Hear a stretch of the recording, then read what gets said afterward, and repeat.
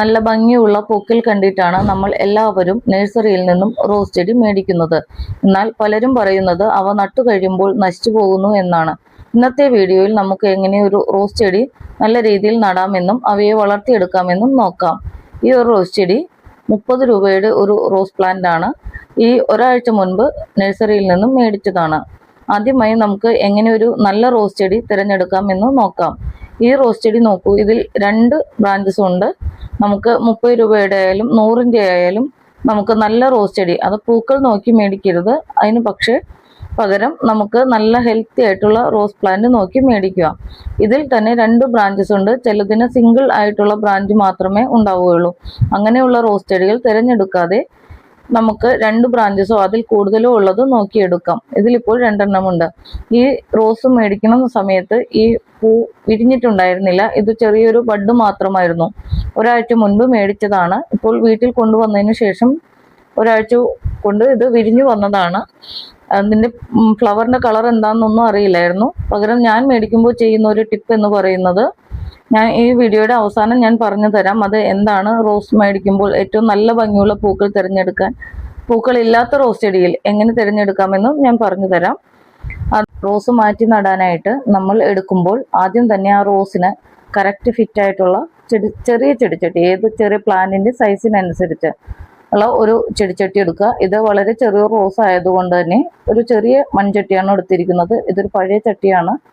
ഇതിൽ നമുക്ക് ഇനി പോട്ടി മിക്സ് തയ്യാറാക്കാം.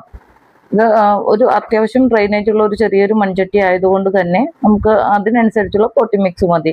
ഇവിടെ ഞാൻ എടുത്തിരിക്കുന്നത് ചാണകപ്പൊടിയും മണ്ണും ഈക്വൽ ആയിട്ടുള്ള റേഷ്യോയിലാണ് എടുത്തിരിക്കുന്നത്.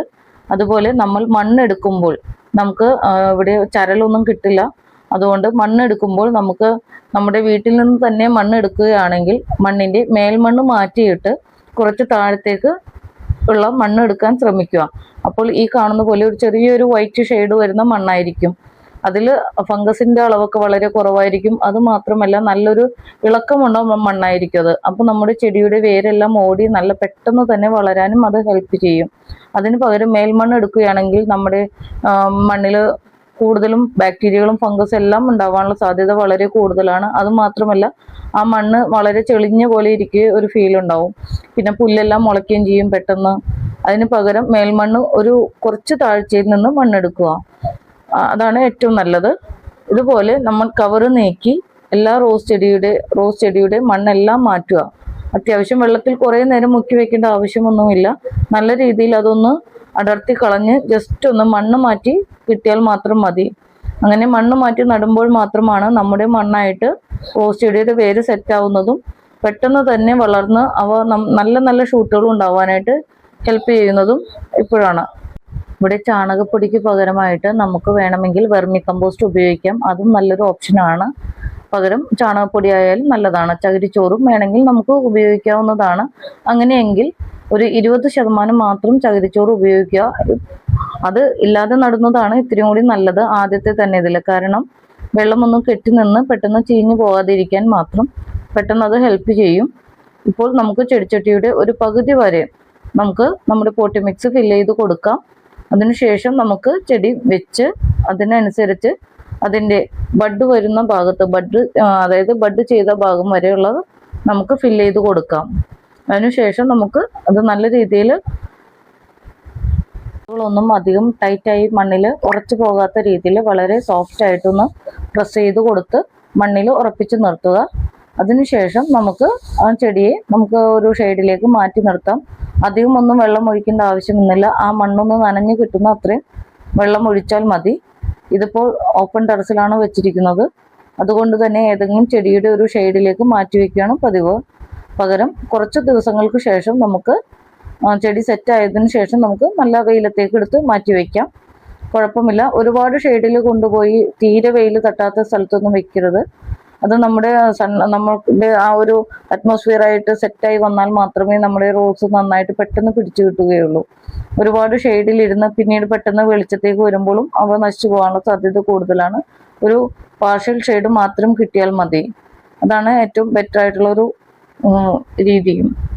ഇനി എല്ലാവരും ചോദിക്കുന്ന മറ്റൊരു ചോദ്യമാണ് എല്ലാ ഇലകളും നുള്ളി കളയണമോ എന്നുള്ളത്.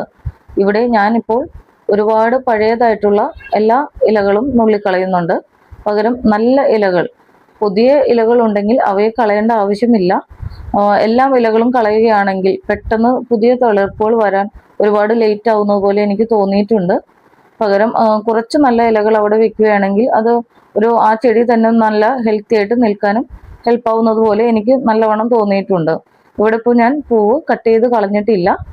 നല്ല മഴ വരുന്ന ദിവസമായിരുന്നു ഞാനിത് ചെയ്തത്, പോട്ട് ചെയ്തത്. അപ്പോൾ അതിൽ കൂടെ വെള്ളമൊന്നും ഇറങ്ങാതിരിക്കാൻ വേണ്ടി പൂവും കട്ട് ചെയ്ത് കളഞ്ഞിട്ടില്ല. പിന്നെ ആ പൂ കാണാനുള്ള ഒരു ആഗ്രഹം കൊണ്ടും കട്ട് ചെയ്തിട്ടില്ല. ഞാൻ മേടിക്കുന്ന സമയത്ത് അതിൽ പൂ വിരിഞ്ഞിട്ടുണ്ടായില്ല, ചെറിയൊരു ബഡ് മാത്രമാണ് അതിലുണ്ടായിരുന്നത്. അതുകൊണ്ട് ഞാനിപ്പോൾ കട്ട് ചെയ്ത് കളഞ്ഞിട്ടില്ല. പൂ കളയേണ്ടവർക്ക് കളയാം. പിന്നെ ഞാൻ ഈ വീഡിയോയുടെ ആദ്യം പറഞ്ഞ പോലെ നമുക്ക് പൂക്കൾ ഏതാണെന്ന് അറിയാത്തൊരു റോസ് മേടിക്കുകയാണെങ്കിൽ ഞാൻ ചെയ്യുന്നത്, ആ റോസിൻ്റെ ഇതിൽ നോക്കുമ്പോൾ അറിയാം ഈ റോസിൽ നിറയെ മുള്ളുകളുണ്ട്. ഈ റോസിൻ്റെ ഒരു സ്റ്റെമ്മ് നോക്കിയാൽ നിറച്ച് മുള്ളുകളുള്ള റോസ് ആണെങ്കിൽ നല്ല ഭംഗിയുള്ള പൂക്കളാണ് സാധാരണ ഉണ്ടാവാറ്. ഇതിൽ നിറയെ മുള്ളുകളുണ്ട്. അതുപോലെ തന്നെ തീരെ മുള്ളില്ലാത്ത റോസ് ആണെങ്കിൽ അതിലും നല്ല ഭംഗിയുള്ള പൂക്കൾ ഉണ്ടാവാറുണ്ട്. ഞാൻ ഇതുപോലെ നോക്കിയിട്ടാണ് സെലക്ട് ചെയ്യാറുള്ളത്. പൂക്കളൊന്നുമില്ലെങ്കിൽ നല്ല മുള്ളുള്ള റോസ് ആണെങ്കിൽ പൂക്കളുടെ ഭംഗിയും അത്ര തന്നെ നല്ല ഭംഗിയായിരിക്കും കാണാനായിട്ട്. ഇതൊരു ചെറിയൊരു ടിപ്പാണ്, ഞാൻ ചെയ്യുന്നതാണ്. വേണ്ടവർക്ക് അതൊന്ന് ട്രൈ ചെയ്ത് നോക്കാവുന്നതാണ്. നമുക്ക് ഹെൽത്തി ആയിട്ടുള്ള റോസ് പ്ലാന്റ് എടുക്കുമ്പോൾ നമുക്ക് പൂക്കളില്ല എന്നുള്ളൊരു ഇത് ഭയം വേണ്ട. നല്ല ഇതുപോലെ നോക്കുകയാണെങ്കിൽ തീരെ മുള്ളില്ലാത്ത റോസിന് നല്ല ഭംഗിയുള്ള പൂക്കളാണ്. അതേപോലെ മുള്ളുള്ളതിനും മറ്റുള്ളതിനും ഭംഗിയില്ല എന്നല്ല, എന്നിരുന്നാലും പൂക്കളില്ലെങ്കിൽ നമുക്ക് ഇതുപോലെ എടുക്കാവുന്നതാണ്. ഇനി ഇതിനൊരു ഷെയ്ഡിലേക്ക് മാറ്റി വെച്ച് കുറച്ച് ദിവസം കഴിയുമ്പോൾ നമുക്ക് ഒരു 15 ദിവസം കഴിയുമ്പോൾ നമുക്കൊരു നമ്മൾ സാധാരണ കൊടുക്കുന്ന NPK 13-40-13 കൊടുത്താൽ അത്യാവശ്യം വേരെല്ലാം നല്ല രീതിയിൽ ഓടുകയും നല്ല ഷൂട്ടുകൾ വരാൻ ഹെൽപ്പ് ചെയ്യുകയും ചെയ്യും. വീഡിയോ ഇഷ്ടമായെങ്കിൽ ലൈക്ക് ചെയ്യാനും കമൻറ്റ് ചെയ്യാനും സബ്സ്ക്രൈബ് ചെയ്യാനും മറക്കരുത്. എന്തെങ്കിലും സംശയങ്ങളുണ്ടെങ്കിൽ കമൻറ്റിലൂടെ ചോദിക്കുക. താങ്ക്